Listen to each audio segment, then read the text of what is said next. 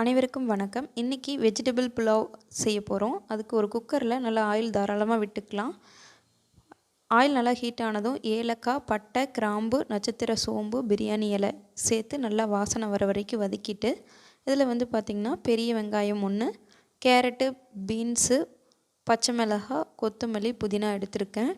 இப்போ நல்லா வாசனை வந்ததும் அதில் நம்ம வெங்காயம் சேர்த்துடலாம். வெங்காயம் நல்லா கொஞ்சம் ஓரளவுக்கு பெருசாகவே கட் பண்ணிக்கலாம். நல்லா சின்னதாக கட் பண்ணுங்கிற அவசியம் இல்லை. வெங்காயம் சேர்த்து நல்லா கண்ணாடி பதத்துக்கு வந்ததும் அதுக்கப்புறம் நம்ம காய்கறிகள்லாம் ஆட் பண்ணலாம். பிரியாணி வேகிற அளவுக்கு வேகணும்னு அவசியம் இல்லை. நல்லா வெங்காயம் ஓரளவுக்கு டிரான்ஸ்பரண்ட்டாக கண்ணாடி பதத்துக்கு வந்தால் போதும். இப்போ ரெடியாக இருக்குது. இப்போ இதில் நம்ம காய்கறியெல்லாம் சேர்த்துக்கலாம். நான் இன்றைக்கி கேரட், பீன்ஸ் மட்டும் போட்டிருக்கேன். இது கூடயே பட்டாணி ஆட் பண்ணலாலும் ஆட் பண்ணிக்கலாம். அது நம்மளோட விருப்பம். நான் கேரட், பீன்ஸ் மட்டும் ஆட் பண்ணி இன்றைக்கி ரொம்ப சூப்பராக செஞ்சுருந்தோம். நல்லா வந்திருந்தது.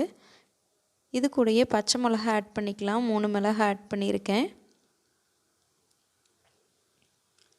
இப்போ இந்த காயெல்லாம் நல்லா ஃப்ரை ஆகணும்.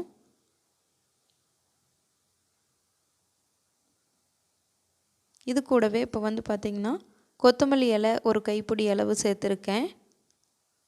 புதினா இலை ஒரு கைப்பிடி அளவு சேர்த்துட்டு நல்லா ஒரு வாட்டி மிக்ஸ் பண்ணிக்கலாம். மிக்ஸ் பண்ணிவிட்டு ஒரு 5 மினிட்ஸுக்கு பார்த்திங்கன்னா நல்லா அது குக் ஆகணும் காயெல்லாம்.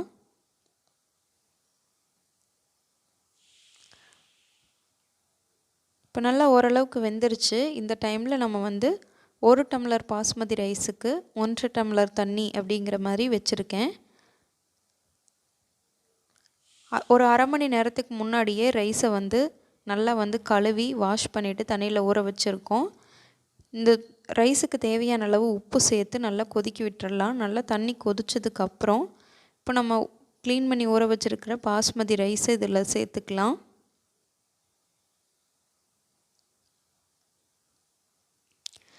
புலாவ் ரைஸுக்கு நம்ம நான் தண்ணி தான் ஆட் பண்ணியிருக்கேன். நீங்கள் விருப்பப்பட்டால் தேங்காய் பால் சேர்த்து கூட செய்யலாம். ரொம்ப டேஸ்ட் நல்லாயிருக்கும்.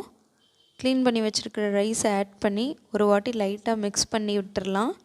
உப்பு காரம்லாம் செக் பண்ணிக்கலாம். இதில் காரத்துக்குன்னு நான் எந்த பொடியும் ஆட் பண்ணல. பச்சை மிளகாவும் ஸ்பைசஸ்க்கு கிராம்பு, பட்டை இதெல்லாம் தான் சேர்த்துருக்கோம். நல்லா மூடி போட்டு ஒரு 3 விசிலுக்கு விட்டு எடுத்துடலாம். பாருங்கள், சூப்பரான உதிரியாக வெஜிடபிள் புலாவ் ரெடி ஆயிடுச்சு. இந்த வீடியோ உங்களுக்கு பிடிச்சிருந்தால் மறக்காமல் லைக்கும் சப்ஸ்கிரைபும் பண்ணிவிடுங்க. இதுக்கு நல்ல காம்பினேஷன் முட்டை தொக்கு. தேங்க்யூ.